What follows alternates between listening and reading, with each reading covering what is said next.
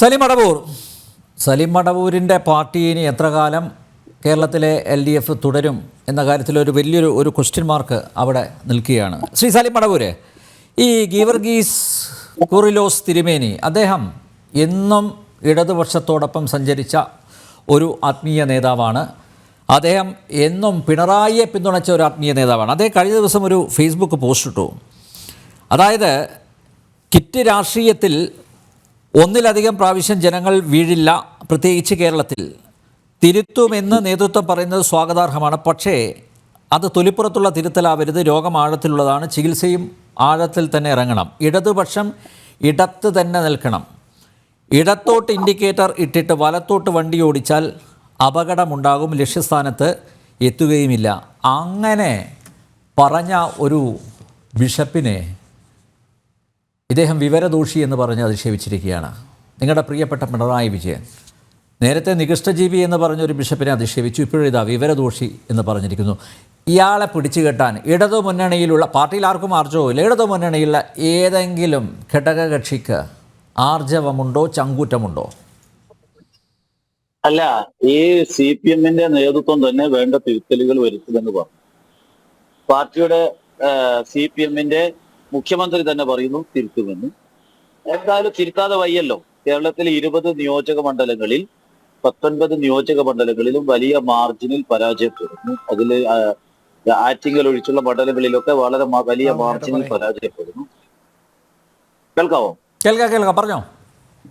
വലിയ മാർജിനിൽ പരാജയപ്പെടുന്നു. ഒരു സീറ്റിൽ നാമമാത്രമായ ഭൂരിപക്ഷത്തിന് വിജയിച്ച ഒരനുഭവത്തിൽ ഈ ഒരു ഗവൺമെന്റ് കേരളം ഭരിച്ചുകൊണ്ടിരിക്കുമ്പോൾ വേണ്ട തിരുത്തലുകൾ വരുത്തിയേ പറ്റുള്ളൂ.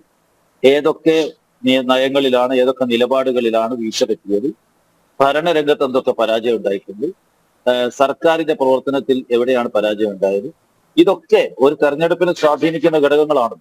അപ്പൊ അതൊക്കെ പരിശോധിച്ചുകൊണ്ട് വേണ്ട തിരുത്തലുകൾ വരുത്തുക എന്നുള്ളതാണ് ഇടതുപക്ഷത്തിന്റെ സ്വഭാവം. ഇടതുപക്ഷം തീരുമാനി പറഞ്ഞത് വളരെ ശരിയാണ്. ഇടതുപക്ഷം ഇടതുപക്ഷത്തെ തന്നെ നിൽക്കണം. അത് മത സംഘടനകളുമായി അമിതമായ കൂട്ടുകെട്ടുണ്ടാക്കിക്കൊണ്ട് തെരഞ്ഞെടുപ്പിൽ വിജയിക്കാൻ ശ്രമിക്കാൻ പാടില്ല. എന്റെ അക്കാലത്തെ നിലപാടതാണ്. 1987 TK നായനാരുടെ നേതൃത്വത്തിൽ കേരളത്തിൽ തെരഞ്ഞെടുപ്പിൽ നേരിട്ട ഇടതുപക്ഷ ജനാധിപത്യ മുന്നണിയാണ് യഥാർത്ഥ ഇടതുപക്ഷ ജനാധിപത്യ മുന്നണി. ആ ഇടതുപക്ഷ ജനാധിപത്യ മുന്നണിയിലേക്ക് മത സാമുദായിക സംഘടനകളെ, വർഗീയ സംഘടനകളെ, അത്തരം സംഘടനകളെ കൂടുതലായിട്ട് കൂട്ടിക്കൊണ്ടുവരികയും അവരുമായി ചേർന്നുകൊണ്ട് തെരഞ്ഞെടുപ്പിനെ നേരിടുമ്പോൾ പരമ്പരാഗതമായി ഇടതുപക്ഷ നയങ്ങൾക്ക് വേണ്ടി നിലകൊള്ളുന്ന ആളുകൾ ഒരു പക്ഷേ വോട്ടിംഗ് പാറ്റേണിൽ അല്ലെങ്കിൽ വോട്ടിംഗ് സംവിധാനത്തിൽ നിന്ന് പുറകോട്ട് പോയിരിക്കാം, അല്ലെങ്കിൽ ഇടതുപക്ഷത്തിനെ പിന്തുണയ്ക്കുന്നതിൽ നിന്ന് പല അമാന്തവും പിന്മാറ്റവും ഒക്കെ ഉണ്ടായിരിക്കാം. അതുകൊണ്ട് ഒരു യഥാർത്ഥ ഇടതുപക്ഷമാണ് രൂപപ്പെടേണ്ടത്. മത സാമുദായിക ശക്തികൾ കൃത്യമായി. സലിം മടവൂർ ഒന്ന് അൺമ്യൂട്ട് ചെയ്യണം പ്ലീസ്, ശബ്ദം പുറത്തു വരുന്നില്ല.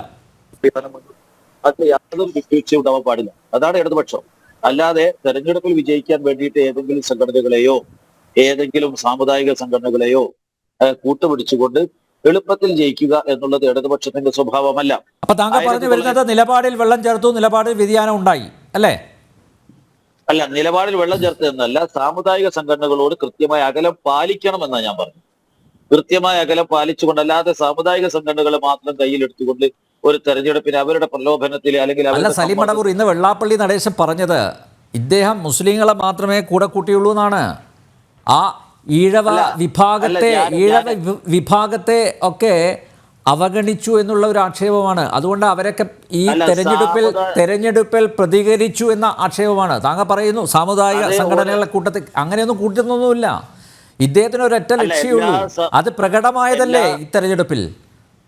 അല്ല, എല്ലാ സാമുദായിക സംഘടനകളെയും നിർത്തേണ്ടിടത്ത് നിർത്തണം. TK നായനാരൊക്കെ അങ്ങനെ നിർത്തിയാണ്. ഇപ്പോഴും അങ്ങനെ ഇടതുപക്ഷം അങ്ങനെ നിർത്താൻ ശ്രമിക്കുന്നതാണ്. എന്റെ ഒരു സംശയം എന്ന് പറയുന്നത്, ഇടയ്ക്ക് സാമുദായിക സംഘടനകൾ അമിതമായി ആശ്രയിക്കുന്ന ഒരു സാഹചര്യം വന്നു എന്ന് എന്നെ പോലെ പലരും സംശയിക്കുന്നുണ്ട്. അതുണ്ടാവാൻ പാടില്ല. അവരെ കൃത്യമായ ദൂരത്തിൽ മാറ്റി നിർത്തണം. അവരെ തെരഞ്ഞെടുപ്പിന്റെ അല്ലെങ്കിൽ മറ്റു പ്രവർത്തനങ്ങളുടെ മുഖ്യധാരയിൽ നിർത്തിക്കൊണ്ട്, അല്ലെങ്കിൽ ഓരോ വിവിധ ക്യാമ്പയിനുകൾ, ആ ക്യാമ്പയിനുകളൊക്കെ മത നേതാക്കളെ മുന്നിൽ നിർത്തിക്കൊണ്ട് നടത്തുന്നതിന് പകരം രാഷ്ട്രീയമായി ആ ക്യാമ്പയിനുകൾ നടത്താനാണ് ഇടതുപക്ഷം ശ്രമിക്കേണ്ടത്. ഏതെങ്കിലും മത നേതാക്കളെ അതിന്റെ മുന്നിൽ നിർത്തിക്കൊണ്ട് ഒരു ക്യാമ്പയിൻ നടത്തുമ്പോൾ അത് പൗരത്വ ഭേദഗതി ബില്ലാവട്ടെ, അല്ലെങ്കിൽ മറ്റുള്ള നിയമങ്ങളാവട്ടെ, അവിടെയൊക്കെ അതാത് മതസംഘടനകളുടെ നേതാക്കളെ മുന്നിൽ നിർത്തിക്കൊണ്ട് ക്യാമ്പയിൻ നടത്തിയപ്പോൾ ഒരു പക്ഷേ മറ്റു മതക്കാർ ഇതൊരു മതത്തിന് വേണ്ടി നടത്തുന്ന ക്യാമ്പയിൻ ആണെന്ന് തെറ്റിദ്ധരിച്ചിട്ടുണ്ടാവാം. അതുകൊണ്ടാണ് ഞാൻ പറഞ്ഞത് അത്തരം ക്യാമ്പയിനുകൾ രാഷ്ട്രീയമായി പൊളിറ്റിക്കലായിട്ട് നടത്തണം.